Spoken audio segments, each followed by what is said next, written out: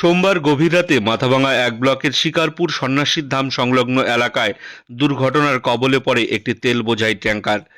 মাথাভাঙা ময়নাগুড়ি ১৬ নম্বর রাজ্য সড়কে নিয়ন্ত্রণ হারিয়ে উল্টে যায় সর্ষের তেল বোঝাই ট্যাঙ্কারটি।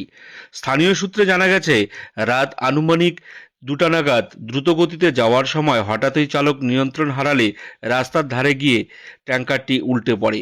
বিকট শব্দে আশপাশের বাসিন্দারা বাইরে বেরিয়ে আসেন।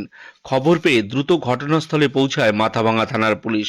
পুলিশ সূত্রে জানা গেছে, দুর্ঘটনায় কেউ আহত হয়নি, তবে রাস্তার একাংশে তেল ছড়িয়ে পড়ে।